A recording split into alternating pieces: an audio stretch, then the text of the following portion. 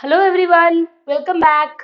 आज हम डिस्कस करेंगे लास्ट थ्योरीज। ठीक है, ये आज की वीडियो लास्ट वीडियो रहेगी। आज इंटेलिजेंस टॉपिक सारा हम खत्म करेंगे, कंप्लीट हो जाएगा ये टॉपिक। बहुत ही लंबा टॉपिक था, बहुत ही ज्यादा थ्योरीज इसमें।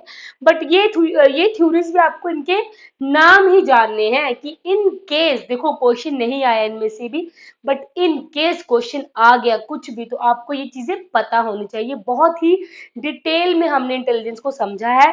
जैसे मैंने आपको बताया कि सबसे ज्यादा गार्डनर की थ्योरी में से क्वेश्चन आया है, वो भी हम प्रीवियस ईयर क्वेश्चन में देखेंगे। ठीक है, हम इसकी अगली जो वीडियो होगी हमारे वो प्रीवियस ईयर क्वेश्चंस की होगी कि इंटेलिजेंस टॉपिक में से कौन कौन से क्वेश्चंस आए हैं। उससे आपको पता चल जाएगा कि कौन से क्वेश्चंस बनते हैं इंटेलिजेंस में। बट जैसे ये कुछ थ्योरीज इनकी देखो वहां पे लिखा है ना सिलेबस में थ्योरीज है, तो वो थ्योरीज में सब कुछ ही इंक्लूड करते हैं। तो हमें जानना हमें मतलब कि ये चीज पता होनी चाहिए। ठीक है, कि कौन कौन सी थ्योरीज है इंटेलिजेंस की, तो आप इसके नाम ही याद रख लो, इतना ही बहुत है। ठीक है, तो आज की वीडियो में हम कंप्लीट करेंगे इस टॉपिक को, इंटेलिजेंस को। और हम देखते हैं आज कुछ तीन और थ्योरीज हैं, ये क्या क्या है। तो थ्योरीज देखो, सबसे पहले आएगी multi factor theory, Thorndike. E L Thorndike ने कहा है जो इंटेलिजेंस होती है वो एक सिंगल एंटिटी नहीं है, वो एक सिंगल फैक्टर नहीं है, वो एक जर्नल फैक्टर नहीं होता। वो कैसी होती है, वो एक मल्टीपल फॉर्म में होती है। मल्टीपल फैक्टर्स होते हैं। वो फैक्टर्स कौन से हैं, इन्होंने थ्री मल्टीपल या फिर देखो उन्होंने थ्री टाइप्स की इंटेलिजेंस बताई है जो आपस में इंडिपेंडेंट है। ठीक है, ये थॉर्नडाइक ने कहा है। कौन कौन सी है इंटेलिजेंस वो, फर्स्ट इज एब्स्ट्रैक्ट इंटेलिजेंस। ठीक है, एब्स्ट्रैक्ट इंटेलिजेंस क्या होती है। सेकंड इन्होंने बताया है कॉन्क्रीट इंटेलिजेंस होती है। Third is social intelligence. देखो जैसे इनके जो नाम है वही इनका मतलब है। एब्स्ट्रैक्ट मतलब जिससे हम वो इंटेलिजेंस जो हमारी एब्स्ट्रैक्ट थिंकिंग से डील करती है, जो हम सिंबल्स नंबर्स जो अपने माइंड में हम चीजों को सोचते हैं, वो होती है एब्स्ट्रैक्ट इंटेलिजेंस। कॉन्क्रीट चीजों से जो डील करती है वो कॉन्क्रीट इंटेलिजेंस हो गई।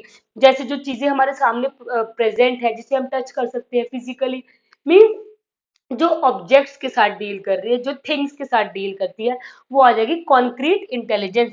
सोशल इंटेलिजेंस मीन जो पीपल, जो हमारे आसपास जो हमारे आसपास जो माहौल है, जो सोसाइटी है, सोशल है, उससे जो हम डील कर रहे हैं उसे कहते हैं सोशल इंटेलिजेंस। जैसे इनके नाम है वही इनके मीनिंग है। आपने याद रखना इसमें कि थॉर्नडाइक ने कौन सी थ्योरी दी है, तो उन्होंने मल्टी फैक्टर थ्योरी दी है। उसमें कौन कौन से फैक्टर्स हैं, abstract intelligence, concrete intelligence and social intelligence. ठीक है, इसके एक दो पॉइंट्स और हैं, इन्होंने फोर एट्रीब्यूट्स भी दिए हैं। ठीक है, वो क्या क्या है वो देख सकते हैं। वो देखो अब आप, लेवल, रेंज, एरिया, स्पीड। मतलब इंटेलिजेंस किस तरीके से हम किसी चीज को सॉल्व करते हैं, इंटेलिजेंस कैसे लगाते हैं। सबसे पहले एक लेवल होता है, देखो हर चीज का एक डिफिकल्टी लेवल होता है जिस जहां तक हम जा सकते हैं।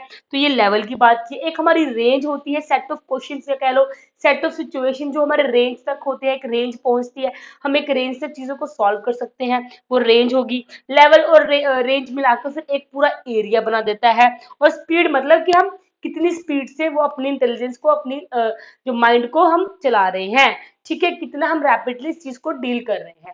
ठीक है, ये थी थॉर्नडाइक की मल्टी फैक्टर। इसमें ज्यादा जानने वाला कुछ नहीं है, आपने याद इनकी जो नाम है वो ऐसे आपने याद कर लेने हैं।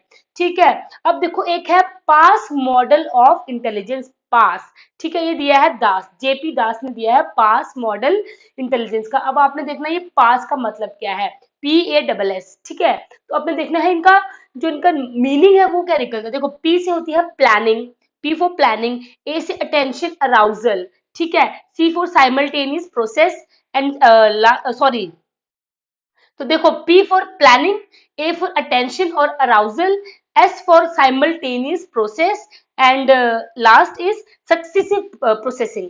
ठीक है, जैसे इनका नाम बोल रहा है कि देखो प्लानिंग मीन्स किसी चीज की प्लानिंग करना। अटेंशन जब हमारे अंदर कोई अराउजल, जैसे किसी कोई चीज हमारे अंदर अराइज करेगी उसके लिए हमारी फिर हम अटेंटिव हो जाएंगे, हम उसे अटेंशन देंगे। साइमल्टेनियस में प्रोसेसिंग होगी और सक्सेसिव प्रोसेसिंग, ये आ जाए इसकी प्रोसेसिंग। ठीक है, तो ये पास मॉडल आपने याद रखना है क्या है, ये दिया है जेपी दास ने। ठीक है, इंटेलिजेंस का मॉडल है ये। अगर इन केस नाम पूछ लेंगे इसके, मतलब फुल फॉर्म पूछ ले तो आपको याद रखना है planning, attention, simultaneous and successive. ठीक है, समझ गए। अब आ जाओ लास्ट में। ठीक है, ये है Jensen's theory of mental mental functionality. Means की इन्होंने क्या किया है, जेनसन ने इन्होंने थ्योरी दी, देखो ये भी इन्होंने भी ब्रेन के ऊपर दिया कि हमारा ह्यूमन ब्रेन कैसे काम करता है, कैसे प्रोसेसिंग होती है। ठीक है, इन्होंने बताया, देखो जैनसन ने 2 लेवल्स बताए हैं, याद रखने हैं, जैनसन ने 2 लेवल्स बताए हैं, लेवल्स के नाम एज सच याद रख लो। एसोसिएटिव, ठीक है, 2 है, कौन से, associative abilities and cognitive. Cognitive तो आप समझते आ रहे हो, कॉग्निटिव क्या होता है, हमारा कॉग्निशन, हमारी मतलब थिंकिंग, रीजनिंग, लॉजिकल थिंकिंग, हर एक चीज आएगी कॉग्निटिव में। ठीक है, जैसे हमारे जो हम हाई ऑर्डर थिंकिंग करते हैं, ठीक है, जिसमें हम क्रिटिकल थिंकिंग करते हैं, हमारा दिमाग हम ज्यादा यूज करते हैं, वो आ जाएगा हमारा कॉग्निटिव एबिलिटीज में।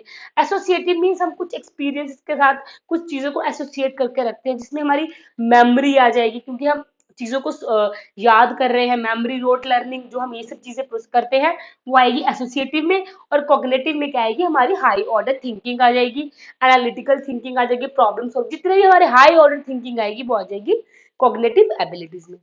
ठीक है, समझ गए। तो ये थी ये 3 थ्योरीज हैं। ठीक है, आपको नाम याद रखने हैं, कौन कौन से है। थॉर्नडाइक ने मल्टी फैक्टर दी है। पास मॉडल किसने दिया है, ये जेपी दास ने दिया है। पास की आपको फुल फॉर्म याद रखनी है, planning attention simultaneous and successive.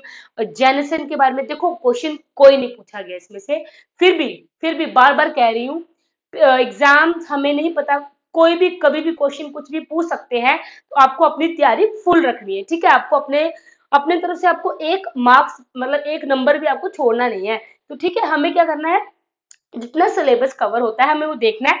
Detail में तभी कह रही हूँ, डिटेल में नहीं पढ़ना, क्योंकि फिर आपको रट्टे मारने पड़ेंगे। ठीक है, अगर आप इन चीजों को डिटेल में पढ़ोगे आप भूल जाओगे कि देखो जेनिसन ने कौन सा दिया है या थॉर्नडाइक, आप मतलब रट्टे मारने वाली बात है।